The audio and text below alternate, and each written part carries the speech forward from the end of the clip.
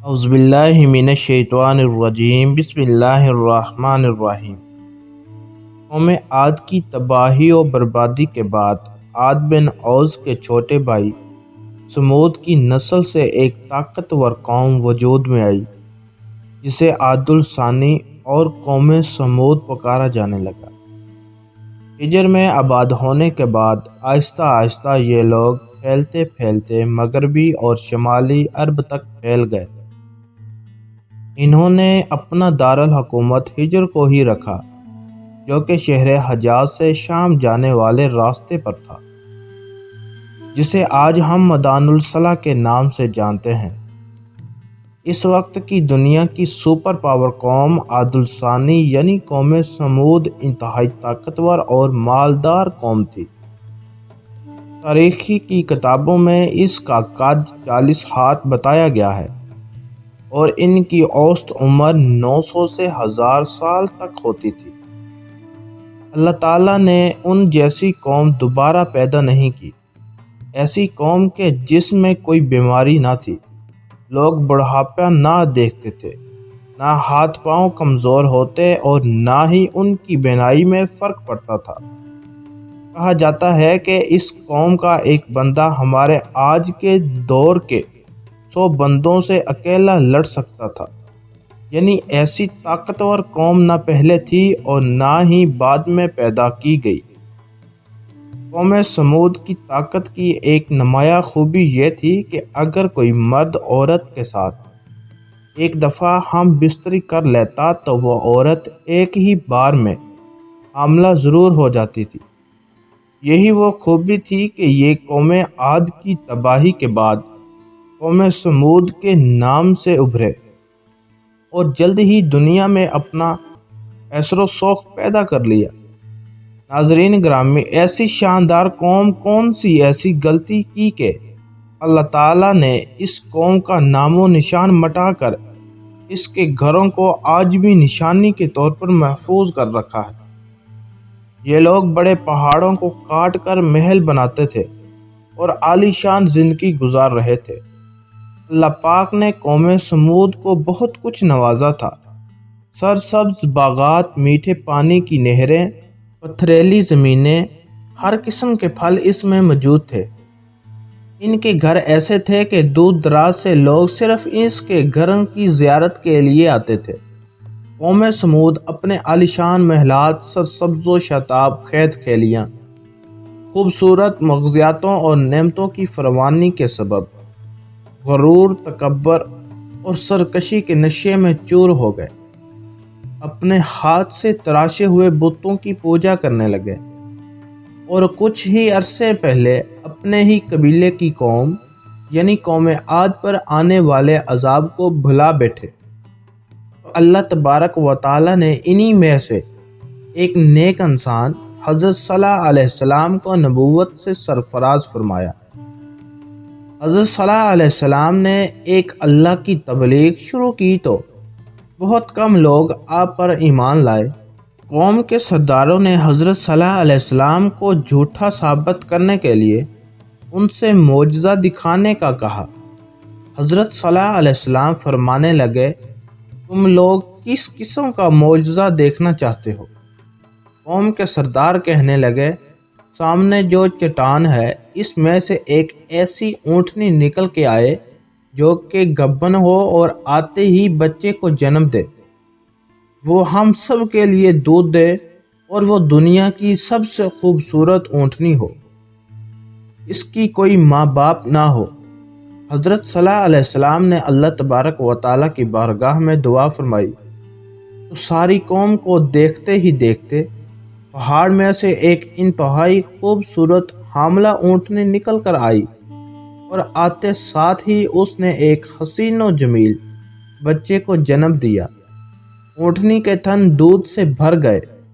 اونٹنی نے اتنا دودھ دیا کہ سب نے پیٹ بھر کر پی لیا، لیکن پھر بھی اس کے تھن بھرے کے بھرے ہی رہے۔ یہ معجزہ دیکھ کر قوم جیسے ہی لاجواب ہو گئی تو کہنے لگے، اے صالح، یہ تو سراسر جادو ہے۔ قوم نے اونٹنی کو نقصان پہنچانے کی کوشش کی تو حضرت صالح علیہ السلام اپنی قوم سے اس طرح مخاطب ہوئے کہ میری قوم، یہ ناقۃ اللہ یعنی اللہ کی بھیجی ہوئی اونٹنی ہے جو تمہارے لیے ایک معجزہ ہے۔ اب تم اسے اللہ کی زمین میں کھاتی ہوئی چھوڑ دو اور اسے کسی طرح کی تکلیف نہ دینا، ورنہ اللہ تبارک و تعالیٰ کا عذاب تمہیں فوراً پکڑ لے گا۔ ناظرین گرامی، اونٹنی اور اس کا بچہ سارا دن قوم سمود کے ہرے بھرے کھیتوں میں چرتے اور چشمے کا سارا پانی پی لیتے۔ حضرت صالح علیہ السلام نے پانی کے دن کو بانٹ دیا تھا۔ ایک دن اونٹنی کو کنویں کے سارا پانی پی جانے کو کہا اور دوسرے دن قوم سمید کو پانی ملتا تھا۔ جس دن اونٹنی پانی پیتی اس دن وہ دودھ دیتی اور دودھ اتنا ہوتا کہ سارا دن اور ساری رات ختم ہی نہ ہوتا تھا۔ اللہ پاک اس کو قرآن کریم میں کچھ اس طرح بیان فرماتے ہیں۔ صالح علیہ السلام نے اپنی قوم سے کہا کہ دیکھو، یہ اونٹنی ہے، ایک دن اس کی پانی پینے کی باری ہے اور ایک متعین روز تمہاری باری ہے، اور اس کو کوئی تکلیف نہ دینا، نہیں تو تم کو سخت عذاب آ پکڑے گا۔ کچھ ہی دنوں بعد قوم سمود اونٹنی سے تنگ آ گئے، کیونکہ جس دن وہ پانی پیتی تو اس دن کسی کو پانی نہ ملتا۔ ویسے بھی قوم کے سرداروں نے اونٹنی کو تو حضرت صالح علیہ السلام کا جادو قرار دے رکھا تھا۔ خیر، قوم سمود کی ایک طاقتور سردار کی بیوی صدوق نامی عورت تھی۔ ان کی انتہائی خوبصورت دو بیٹیاں تھیں جن کی عمر 12 اور 14 سال تھی۔ اس عورت نے حضرت صالح علیہ السلام کے بیٹے کو یہ لالچ دیا کہ اگر تم اپنے گھر میں موجود اونٹنی کو رات کے اندھیرے میں قتل کر دو تو میں تمہیں اپنی دونوں بیٹیاں انعام میں دے دوں گی۔ حضرت صالح علیہ السلام کی اولاد نیک تھی، وہ اس جال میں نہ پھنسے، تو پھر اس صندوق نامی عورت نے پوری قوم میں ایک اعلان کر دیا کہ جو بھی اس اونٹنی کو قتل کرے گا میں اسے اپنی دونوں کنواری بیٹیاں نکاح میں کر دوں گی۔ قوم سمود کے دو جوان مصدق ابن دہر اور کدار بن سالف دونوں نے مل کر اس رات کو اونٹنی کو ذبح کر دیا جس رات اس عورت نے اعلان کیا تھا۔ روایت ہے کہ کدار نے ذبح کیا اور مصدق نے ذبح پر مدد دی، پھر حضرت صالح علیہ السلام سے کہنے لگے اگر تم رسول ہو تو ہم پر عذاب لے آؤ۔ اونٹنی کے قتل کے بعد انہوں نے حضرت صالح علیہ السلام کے قتل کا بھی پروگرام بنا لیا تھا۔ قرآن پاک میں اللہ تبارک و تعالیٰ ارشاد فرماتے ہیں، آخر انہوں نے اونٹنی کو کاٹ ڈالا اور اپنے پروردگار کے حکم سے سرکشی کی اور کہنے لگے کہ صالح علیہ السلام، جس چیز سے تم ہمیں ڈراتے تھے، اگر تم اللہ کے سچے پیغمبر ہو تو اسے ہم پر لے آؤ۔ اونٹنی کو صبح جب حضرت صالح علیہ السلام نے ذبح ہوئے دیکھا تو رونے لگے اور قوم سے کہنے لگے کہ اب تمہیں عذاب سے کوئی نہیں بچا سکتا۔ سمود کے 9 افراد پہاڑی کی اوٹ میں گھات لگا کے بیٹھ گئے کہ آج رات ہی حضرت صالح علیہ السلام کو بھی قتل کر دیں گے، لیکن اللہ پاک نے اسی رات پر ان پر پتھر برسا دیے جن سے وہ 9 کے 9 افراد ہلاک ہو گئے۔ پوری قوم نے جب صبح ان 9 افراد کی لاشیں دیکھی تو پھر بھی انہیں عقل نہ آئی۔ پھر حضرت صالح علیہ السلام نے قوم سے کہا کہ اب تمہارے پاس صرف 3 دن بچے ہیں، جتنی چاہے عیش و عشرت، شراب اور شباب میں گزار لو۔ 3 دن کے بعد ایک سخت عذاب تمہارا منتظر ہوگا۔ قرآن پاک میں اللہ پاک فرماتے ہیں کہ جب انہوں نے اونٹنی کے پچھلے پاؤں کا اوپر والا حصہ کاٹ ڈالا تو حضرت صالح علیہ السلام نے کہا کہ اپنے گھروں میں 3 دن اور فائدے اٹھا لو، یہ وعدہ جھوٹا نہیں ہے۔ لیکن وہ بے شرم بے حیا قوم ہنس کر صالح علیہ السلام کا مذاق اڑانے لگے اور ان سے کہا کہ آپ ہی بتا دیں کہ ہم یہ 3 دن شراب میں گزاریں یا کہ شباب میں۔ حضرت صلی اللہ علیہ وسلم فرمانے لگے کہ پہلے دن تمہارے چہرے زرد ہوں گے، دوسرے دن سرخ ہوں گے، اور تیسرے دن کالے رنگ کی نحوست ہوگی تمہارے چہروں پر، اور پھر چوتھے دن تم پر اللہ تبارک و تعالیٰ کا عذاب نازل ہوگا۔ اور پھر ایسا ہی ہوا، تیسرے دن جب ان کے چہرے کالے ہو گئے تو قوم سمود ڈرنے لگی کہ نہ جانے اب کس قوم کا عذاب نازل ہوگا۔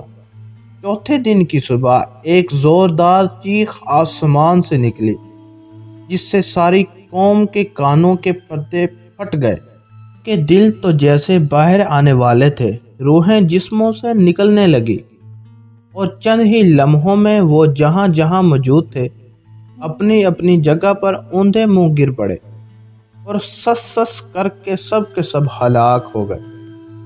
پھر اللہ پاک نے ایک ایسا زلزلہ بھیجا کہ ان سب کے گھر ان کے اوپر ہی گرا دیے گئے۔ قرآن پاک میں اس عذاب کا ذکر کچھ ان الفاظ میں ہوا ہے: اور جن لوگوں نے ظلم کیا تھا ان کو جھنکار کی صورت میں عذاب نے آ پکڑا، وہ اپنے گھروں میں اوندے پڑے رہ گئے، گویا کبھی اس میں بسے ہی نہ تھے۔ سن رکھو کہ سمود نے اپنے پروردگار سے کفر کیا، اور سن رکھو سمود پر بھنکار ہے۔ جب ہمارا حکم آیا تو ہم نے حضرت صلی اللہ علیہ وسلم کو اور جو لوگ ان کے ساتھ ایمان لائے تھے ان کو اپنی مہربانی سے بچا لیا، اور اس دن کی رسوائی سے محفوظ رکھا۔ بے شک تمہارا پروردگار طاقتور اور زبردست ہے۔ اللہ اکبر۔ ناظرین، یہ تھا دنیا کی طاقتور ترین قوم کا حال کہ جن کو اللہ پاک نے صرف ایک اونٹنی کو ذبح کرنے پر عذاب سے دوچار کیا، اور عذاب بھی ایسا کہ آج جب بدانے صلاح کی کھدائی کی جائے، گھر سے جو انہوں نے پہاڑ کاٹ کر بنائے تھے عجیب و غریب ہڈیاں مل رہی ہیں۔ ناظرین گرامی، حضرت صلی اللہ علیہ وسلم نے 280 برس کی عمر پائی۔ آپ علیہ السلام کی قبر مبارک کے بارے میں 2 طرح کی روایات ہیں۔ ایک تو یہ کہ آپ کا مزار مکہ میں ہے، جبکہ دوسری اور مشہور روایات کے مطابق آپ کی قبر مبارک ناسک میں ہے۔ اللہ پاک ہمیں عبرت حاصل کرنے، اپنی نافرمانی سے بچنے اور اپنے رسول صلی اللہ علیہ وآلہ وسلم کی اطاعت و فرمانبرداری میں زندگی بسر کرنے کی توفیق عطا فرمائے۔ آمین یا رب العالمین۔